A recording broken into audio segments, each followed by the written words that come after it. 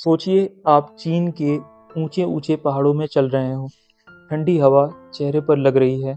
आसपास बर्फ जमी है और चारों तरफ घना बांस का जंगल। जंगल इतना शांत है कि बस पेड़ों की सरसराहट और दूर से आती हवा की आवाज सुनाई दे रही है। अचानक झाड़ियों के पीछे से काला सफेद गोल मटोल सा एक प्यारा सा जीव धीरे धीरे आपके सामने आता है। उसके हाथ में एक लंबा सा बांस है। वह उसे ऐसे चबा रहा है जैसे दुनिया की कोई चिंता ही ना हो। हाँ दोस्तों, यह है पांडा, प्रकृति का सबसे प्यारा, शांत और अनोखा जीव, जो जितना सुंदर है उतना ही रहस्यमय भी। आज इस कहानी में हम पांडा की दुनिया में चलेंगे, उसके जंगल में, उसके परिवार में, उसकी ताकत, उसकी कमजोरी, डर और सपनों में। तो चलिए शुरू करते हैं पांडा की अनोखी कहानी। पांडा कोई दुनिया भर में दिखने वाला आम जानवर नहीं है। ये सिर्फ एक ही देश में मिलता है, चीन। लेकिन चीन के हर हिस्से में भी नहीं, सिर्फ 4-5 पहाड़ी इलाकों में, क्योंकि यहाँ बहुत ठंड रहती है, ऊंचे पहाड़ हैं, बादलों वाली नमी और सबसे जरूरी बांस के बहुत घने जंगल, क्योंकि पांडा का जीवन बांस पर ही टिका है। जहाँ बांस है वहाँ पांडा है। आप सोच रहे होंगे, क्या पांडा बर्फ वाले इलाकों में भी रहता है? हाँ, ये ठंड अच्छी तरह सह लेता है, क्योंकि उसका शरीर मोटा है, फर बहुत घना है और वह धीरे धीरे चलता है, ऊर्जा बचाकर। इस तरह पांडा अपने पहाड़ी घर में शांति से, दुनिया से दूर, अपनी अलग ही दुनिया बसाए रहता है। पांडा देखने में भले ही बड़ा और ताकतवर लगे, पर असल में वह बहुत शांत और अकेला रहने वाला जानवर है। पांडा का परिवार कैसा होता है? पांडा ज्यादातर अकेले रहता है। सिर्फ मादा पांडा अपने बच्चों के साथ रहती है। नर पांडा तो बच्चों की परवरिश में बिल्कुल शामिल नहीं होता। हाँ, यह सुनकर अजीब लगता है, लेकिन प्रकृति के हर जीव का अपना तरीका होता है। पांडा की दिनचर्या कैसी होती है? उसका दिन 3 चीजों में बीतता है। पहला, बांस खाना। दूसरा, आराम करना। तीसरा, धीरे धीरे घूमना। आप हैरान हो जाओगे, पांडा पूरा दिन 10 से लेके 14 घंटे सिर्फ बांस खाने में निकाल देता है। क्योंकि बांस में पौष्टिकता बहुत कम होती है, तो उसे पेट भरने के लिए बहुत खाना पड़ता है। बाकी समय पांडा सोता रहता है, कभी किसी पत्थर पर, कभी किसी पेड़ के नीचे या बर्फ पर लुढ़क कर। उसका जीवन बहुत धीमा, शांत और आरामदायक है, जैसे वह कह रहा हो, जिंदगी में जल्दी किस बात की है। अब बात करते हैं पांडा के खाने की। पांडा के भोजन का 99% हिस्सा बांस है। क्योंकि लाखों साल पहले पांडा शाकाहारी नहीं था, वह मांस भी खाता था, पर धीरे धीरे उसने खुद को बांस खाने वाले जीव में बदल लिया। बांस बहुत ज्यादा गर्मी सर्दी सह सकता है, तेजी से उगता है, जंगल में हर जगह मिलता है। बांस में एनर्जी कम होती है, इसलिए पांडा को रोज 25 से लेकर 40 किलो तक बांस खाना पड़ता है। असल में पांडा का शरीर तो मांसाहारी की तरह है, पर इसका खाना शाकाहार है। इस वजह से उसे ज्यादा मेहनत करनी पड़ती है पेट भरने में। इसलिए पांडा आराम से रहता है, तनाव नहीं लेता और ज्यादा खूब इधर उधर नहीं घूमता। पांडा का घर कैसा होता है? पांडा कोई गुफा या घोंसला नहीं बनाता। वह बस उस जंगल को अपना घर बना लेता है जहां उसे बांस, पानी और थोड़ी शांति मिल जाए। वह पेड़ों के नीचे बैठ जाता है, बड़ी चट्टानों पर लेट जाता है, कभी किसी झाड़ी में छुप जाता है, कभी बर्फ पर सो जाता है।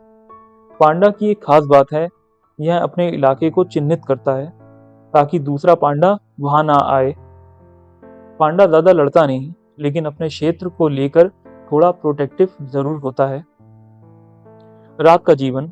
पांडा दोपहर में सोता है और सुबह शाम ज्यादा सक्रिय रहता है। कभी कभी रात में भी खोज में निकल पड़ता है।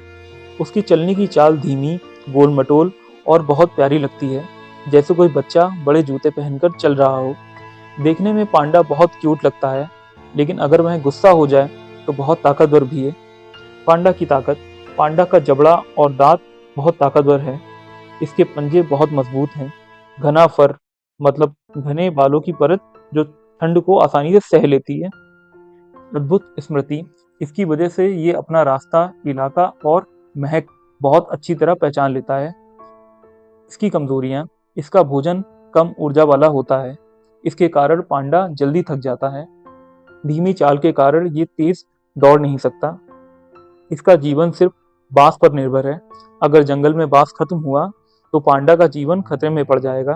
पांडा जन्म के वक्त इतना छोटा क्यों होता है? क्यों? क्योंकि पांडा की प्रजाति विकसित होने में बहुत समय लेती है। माँ पांडा का शरीर पूरी तरह विकसित बच्चे को जन्म देने के लिए उतना ऊर्जा संचय नहीं कर पाता, इसलिए बच्चा बहुत छोटा पैदा होता है, बिल्कुल असहाय। फिर 1-2 महीनों में उसमें फर आने लगता है, रंग बनने लगता है और वह पांडा जैसा दिखने लगता है।